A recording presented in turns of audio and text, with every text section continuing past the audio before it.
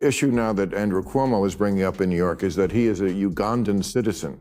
Uganda is a country where they kill homosexuals.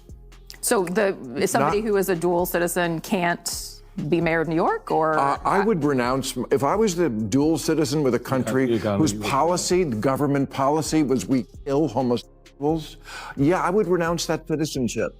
Yeah. I don't, and he also. I think that is buying into a fear. I think that is buying into a fear framework that is not good. It's not good for the country. It's not good for the country. You shouldn't be afraid of that. Bill Maher didn't wait for New York to hand over the keys to City Hall. Long before the election, he was already sounding the alarm about Mayor Mamdani. Now that the win is official, Maher's foot is on the gas. This isn't polite criticism, it's a full-scale roast. In Maher's view, New York didn't just elect a mayor. It became a national experiment, and the entire country is about to watch what happens when ideology replaces common sense. Right? The Republicans are not that, democracy is just not number one on their list. It just isn't. It isn't. It's behind Christianity and a few other things. And the Democrats, I mean, I read these, 74% are for democratic socialism. Only 16% favor capitalism. Is this going to be a country that I don't recognize in 5 to 10? One of the flashpoints Maher highlights is the debate over Mamdani's dual citizenship. Maher argues that tying leadership to fear, whether cultural, religious, or political, is a dangerous framework for the country. He warns that when politics starts operating on suspicion instead of trust, it corrodes civic life. His broader point isn't about identity, but about rejecting fear-based narratives that distract from real governance. This is not just New York that's on the ballot. I think the whole Democratic Party in the country is on the ballot, and the whole country will be looking at this race to see which way are the Democrats going to go. Where are the Democrats going with this? If Mamdani is the face of the Democrats on the East Coast and Katie Porter is the face on the West Coast, I don't know if that's great politically for that party. Maher then zooms out to the bigger picture. This race isn't just about New York. It's about the future direction of the Democratic Party. If Mamdani becomes the face of Democrats on the East Coast, and similarly progressive figures define the West Coast, Maher questions whether that's a winning formula nationally. The concern isn't passion, it's electability. It is a walking commercial for the Republican Party nationally. The Republicans are going to... When you let the Democrats, socialists, and now they're actually calling themselves socialists, when you let them take over a major American city, this is what you get. The state-run grocery stores, which work so well in Cuba and the Soviet Union and Venezuela. New York is New York. It's definitely it's the media capital, the financial capital.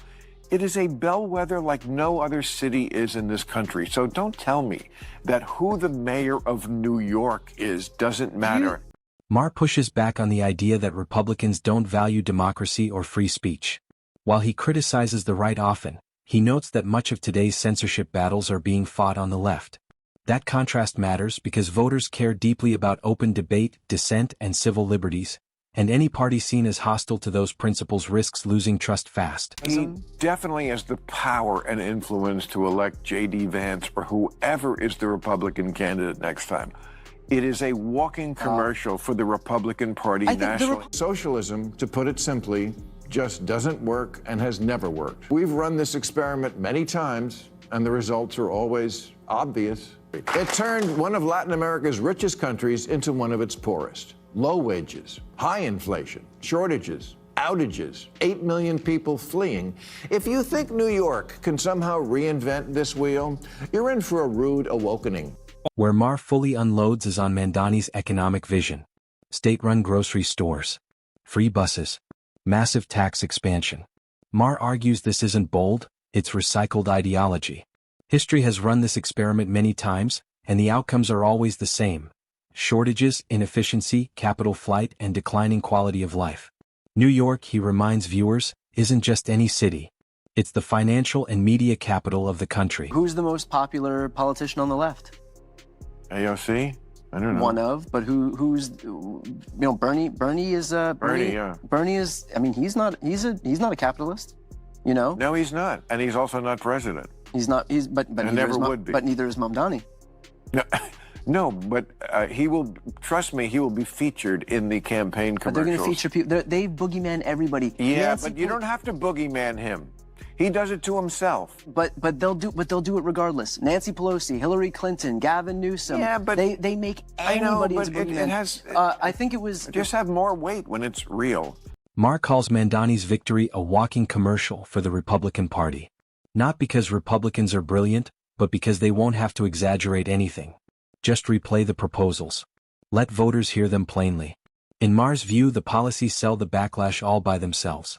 The guy running in New York, Mamdani, right? Okay, who's like a straight-up communist. I mean, he is. He talks about, you know, the things that communists say. I mean, he wants free grocery stores, free buses. I want him to win. You want him to win? Yeah. I think every 20 years or so. Wait. We need every 20 years or so, we need a conspicuous, confined experiment with socialism so we can crack it up again. Socialist slogan used to be, workers of the world unite, you have nothing to lose but your chains. The new socialist slogan is, trust us, this time it won't be a mess. The warning deepens when Maher talks about capital flight. Wall Street South isn't a slogan, it's Florida. Businesses, investors, and families are leaving high-tax blue states for lower-cost, lower-regulation alternatives. This isn't ideological. It's practical. When the math stops working, people move. When the post-war Labour government in Britain was about to get started, one of their leading lights was a socialist named Nurian Bevan. He said, what could go wrong? He said, we have a nation bedded on coal, surrounded by fish. It would take an organizational genius to have a shortage of either. In 3 years, they had a shortage of both. That's socialism. Maher mocks the core defense of modern socialism. Trust us. This time it'll work. He reminds viewers that every socialist movement believes it's smarter than the last. Everyone assumes it has solved the problem no one else could. History says otherwise. Bad incentives don't disappear because intentions sound noble. Do you think that Mamdani's election will lead more financial organizations to leave New York City for Wall Street South in Florida? Tell me, I've read that term just recently, Wall Street South, Florida. This is your state. What is that? A lot of Wall Street guys have moved to Palm Beach. It's been happening really since COVID. It's accelerated with increases in taxes. It's not just out of New York. It's New Jersey, Connecticut, it's Chicago, it's California. So they're fleeing high-tax blue states for Florida. Maher draws on history to make the point brutal and simple. Centralized control doesn't create abundance. It creates bottlenecks. Bureaucracy replaces accountability.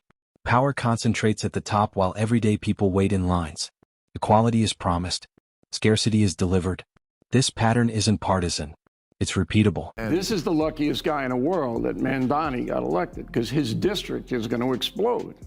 My house, I live 8 miles outside of Queens, has gone up 20% in value since Mamdani announced, okay? Because people aren't going to pay the punishing taxes. New York is the highest tax state in the union. But you said your house value has gone up. Yeah, because they're moving to Nassau County. Oh, they're moving out of the city. Out of the city, and they can still take the train back in the city and not pay the millionaire's tax or whatever crazy thing this guy wants.